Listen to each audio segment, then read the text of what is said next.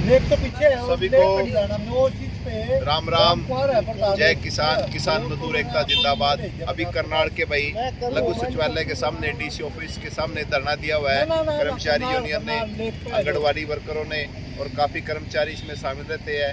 ये पिछले दिसंबर से 2021 से धरना चला हुआ है करनाल में। इनकी मांगे काफी पुरानी है। 2018 की जो सरकार ने इनको वादा किया था उस मांग पे ये कायम है। अब इनसे ही परिचय कराएंगे भाई साहब से। तो आप लोगों की क्या क्या मांग है जी?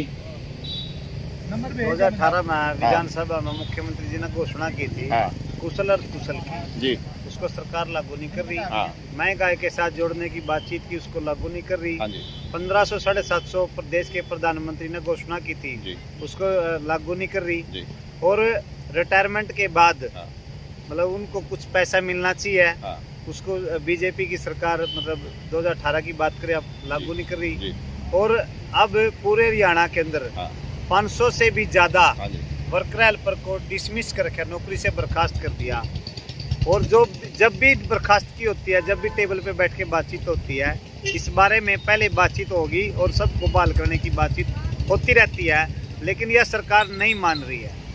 अभी 17 तारीख को मीटिंग हुई थी, उसमें संयुक्त किसान मोर्चा के नेता, हमारी तालमेल कमेटी के नेता उसमें गए थे और रात को मुख्यमंत्री से भी बातचीत हुई। मुख्यमंत्री ने कहा अभी 22 तारीख तक विधानसभा सत्र चलेगा, उसके बाद सभी अधिकारियों ने बैठ के बातचीत करके समझौते को लागू करने की बात करेंगे।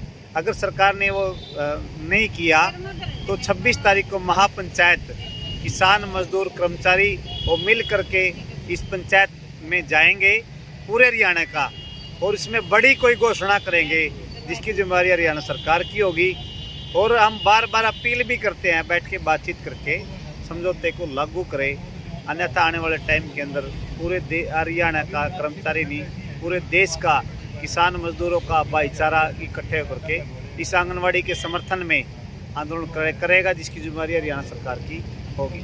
कुछ महिलाएं बैठी हुई है जी, इनसे भी परिचय कर लेंगे। जी बहन जी, अपना नाम परिचय।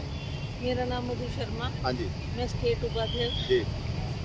जो अभी 17 तारीख को बातचीत हुई है आलोक मित्तल जी के साथ, जी। जो CID के DIG हैं, हाँ। उन्होंने वैसे तो वार्ता जो है उस वार्ता में मैं भी शामिल थी, बहुत अच्छे ढंग से की, लेकिन हम मतलब कि उसे क्या समझे। उन्होंने हमें ये कहा कि 9 बजे तक मैं आपकी बात CM साहब से करवा दूंगा। हम 9:30 बजे तक चंडीगढ़ में बैठे रहे और फिर उनका मैसेज आया कि CM साहब कह रहे हैं कि 21-22 को सत्र चलेगा। उसके बाद मैं अधिकारियों से मीटिंग करके और फिर कोई हल निकालता हूँ। तो जो हमारी क्लैद में महापंचायत थी, उन्होंने कहा कि मैं रिक्वेस्ट करता हूँ कि ये महापंचायत को आप 1 हफ्ते के लिए टाल दो। तो हमने उनकी रिस्पेक्ट करते हुए, क्योंकि औरतें तो हमेशा संवेदना की मूर्ति हैं, उनकी रिस्पेक्ट करते हुए 1 हफ्ते के लिए ये मीटिंग जो है महापंचायत जो है टाल दी। और 26 तारीख को, यदि 26 तारीख तक हमारा अभी आपकी 26 तारीख को है महापंचायत? 26 मार्च को है।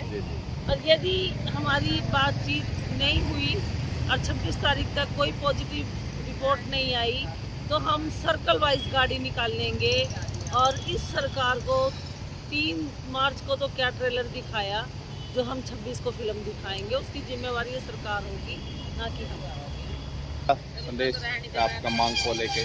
मेरा नाम बिजनेस राणा, मैं आंगनवाड़ी वर्कर हेल्पर यूनियन की जिला सचिव हूँ करनाल से। जो हमारे ये मांग मुद्दे हैं ये 2018 के ही हैं, कोई नया मांग हमारी नहीं है, जिसको सरकार देने में अब आनाकानी कर रही है। लेकिन हम सरकार को बता देना चाहते हैं कि जो घोषणाएं आपने कर रखी हैं, आप उन घोषणाओं के नोटिफिकेशन जारी करो और जितनी FIR हमारे ऊपर हो रही हैं उन सारी FIR को वापस लो। 700 के लगभग हमारी टर्मिनेशन है, सभी को एक कलम से बहाल करो। और जो 1500 750 की घोषणा प्रधानमंत्री जी ने कर रखी है उस घोषणा का नोटिफिकेशन जारी करो, और जो कुशल और कुशल का है वो भी नोटिफिकेशन जारी करो। ये जो प्ले स्कूल का है डाला हुआ आपने, ये प्ले स्कूल का क्या लेके आ रही है सरकार? प्ले स्कूल का जो सरकार ये नया ड्रामा लेके आई है, एक्चुअल में सरकार स्कूलों को और आंगनवाड़ी को दोनों को ही खत्म करना चाह रही है। जो नई शिक्षा नीति आई है उसका भी, और उस नई शिक्षा नीति में ही ये प्ले स्कूल कहीं ना कहीं इन्वॉल्व कर रखा है। सरकार अगर चाहे, अगर वो कहते हैं कि हम इसको और ज़्यादा मजबूत करना चाहते हैं, अगर सरकार मजबूत करना चाहे तो जो हमारे नई युवा बच्चे हैं वो जेवीटी स्टेट इतना पढ़े लिखे हुए हैं, वो पहली क्लास से और दूसरी क्लास तक को पढ़ाने में बहुत अच्छे सक्षम भी हैं, लेकिन सरकार की एक ये रणनीति है कि वो हमारे जो समाज है उसको एक अनपढ़ता की ओर भेजना चाह रही है। वो कह रहे हैं कि आंगनवाड़ी वर्कर दूसरी क्लास तक के बच्चों को पढ़ाएंगी। मैं ये कह रही हूँ कि आंगनवाड़ी वर्कर के पास ऑलरेडी इतना काम है कि वो अपने जो प्री स्कूल के बच्चे हैं 3 से 6 साल तक उनको ही टाइम दे पाती हैं। लेकिन एक बात और है, इसमें ये आंगनवाड़ी वर्कर का नाम भी बदल रही हैं, वॉलंटियर इसका नाम रख रहे हैं प्ले स्कूल में। वॉलंटियर का मतलब होता है जब तक जरूरत रही वो रखेंगे, जरूरत नहीं रहेगी वो निकाल देंगे। एक किस्म से अगर कहें तो ये आंगनवाड़ी के महकमे को खत्म करने की बात है।